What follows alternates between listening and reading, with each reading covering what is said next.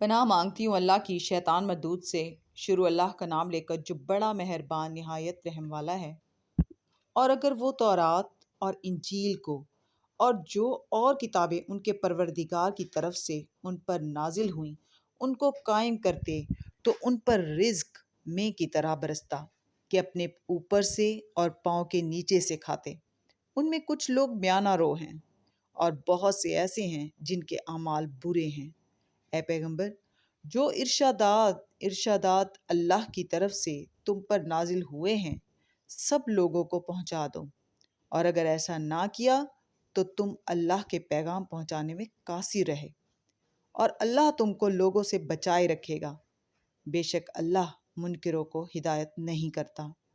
کہو کہ اے اہل کتاب، جب تک تم تورات اور انجیل کو اور جو اور کتابیں تمہارے پروردگار کی طرف سے تم لوگوں پر نازل ہوئیں ان کو قائم نہ رکھو گے کسی بھی راہ پر نہیں ہو سکتے۔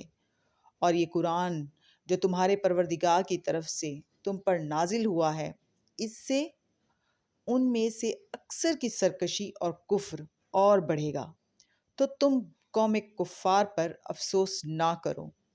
جو لوگ اللہ پر اور روز آخر پر ایمان لائیں اور عمل نیک کریں، خواہ وہ مسلمان ہوں یا یہودی یا ستارہ پرست یا عیسائی، ان کو قیامت کے دن نہ کچھ خوف ہوگا اور نہ وہ غمناک ہوں گے۔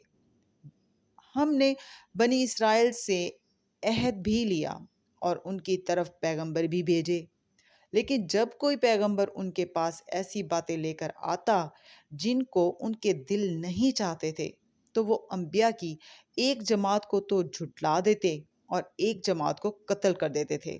صدق اللہ العظیم۔